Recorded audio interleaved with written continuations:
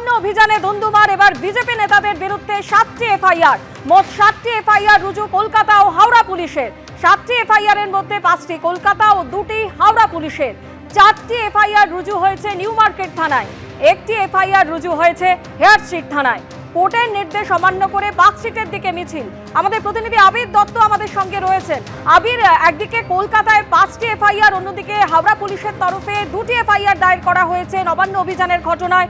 কোন কোন ধারায় মামলা রুজু হয়েছে ঠিক কি জানতে পারছো?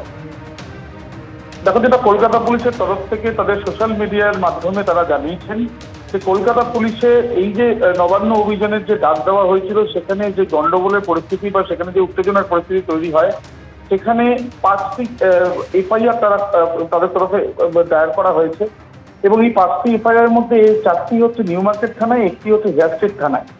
প্রথমত হাইকোর্টের নির্দেশ অমান্য করা হয়েছে এবং আরআর এভিনিউতে না গিয়ে পার্কস্ট্রিটে যে মিছিল চলে গিয়েছিল সেই পরিপ্রেক্ষিতে একটি এফআইআর করা হয়েছে। দ্বিতীয়ত অন্য একটি রাজনৈতিক দলের রাখি স্টল ছিল, সেখানে বিশৃঙ্খলা করার জন্য আরো একটি এফআইআর।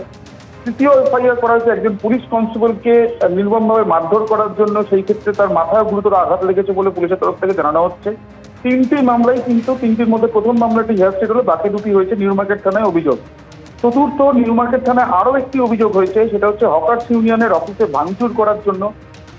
এবং পঞ্চম হচ্ছে একজন সংবাদকর্মী ক্যামেরা নষ্ট করার মতো জোরপূর্বক আটকে রাখার জন্য, সেই ক্ষেত্রে নিউ মার্কেট থানায় মামলা হয়েছে। এছাড়াও জানা যাচ্ছে নিউ মার্কেট থানাতেও আরো 2টি আবেদনপত্র ইতিমধ্যে জমা পড়েছে, যেটা তারা আদালতে পেশ করেছেন। এই দুটোতেও তারা এফআইআর করতে চান এই মর্মে, এবং সেই ক্ষেত্রে আদালতের নির্দেশ আসলে সেই ক্ষেত্রেও এফআইআর হবে।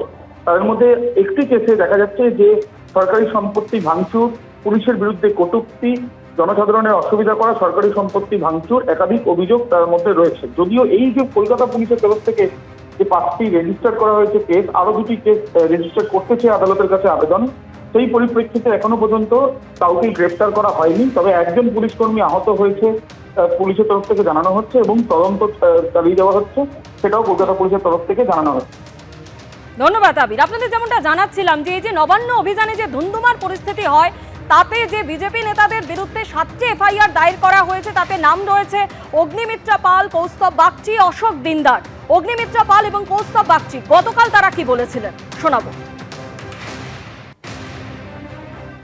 এই যে অ্যালিগেশনস গুলো দিয়েছেন সেগুলো প্রমাণ হয়। আর অভয়ের বাবাকে ঘুষি মারেন, অভয়ের মাকে সাইডে ডেকে নিয়ে গিয়ে মেয়ে পুলিশকে দিয়ে লাঠি মারেন।